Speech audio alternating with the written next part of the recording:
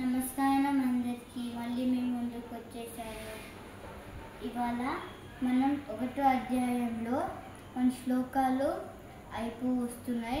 47 ఉన్నాయి, ఇప్పుడు అయిపోవస్తున్నాయి. 41 నుంచి 47 వరకు చెప్పుకుందాం, ఎందుకంటే 47 లాస్ట్. పుష్పిక అని ఒకటి లాస్ట్లో ఉంటుంది, అది చెప్తాం. జై శ్రీకృష్ణ అండి. స్టార్ట్ చేద్దాం. విశ్వం దర్పణ దుశ్యమాన నగరీ తుల్యం నిజాం తత్కథం పశ్యన్యాత్మని మాయయా బహిర్వోద్భూతం యదా నిద్రయా వసుతే వసుతం దేవం కంసచానూరమర్దనం దేవకీ పరమానందం కృష్ణో వందే జగద్గురుం శ్రీకృష్ణో వందే జగద్గురుం. జై శ్రీకృష్ణ అండి. స్టార్ట్ చేద్దాం.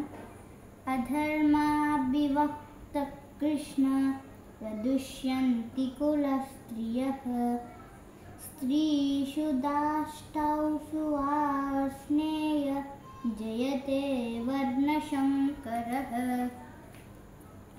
శంకరో నరకాయైవ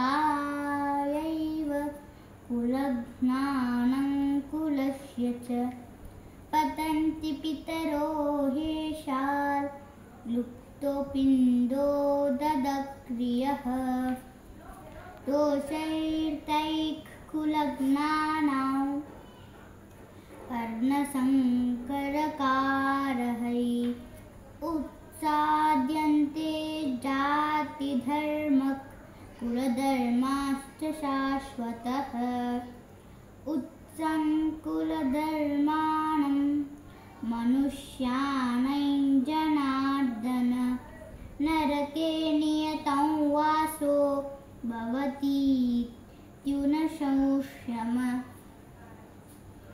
అహో బాతమహతపాం కురుతం వ్యస్తి వ్యయం యద్రాజ్యసుఖలబ్ధోనే హంతుం స్వజనముద్యతః.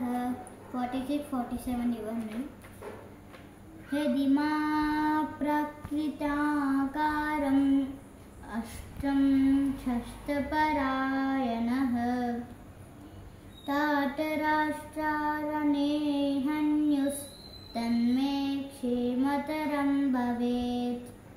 సంజయ ఉవాచ ఏవముక్త్వార్జునः సాంఖ్యే తతోపస్థౌపివిష్టథ విశ్రాజ్య శశరం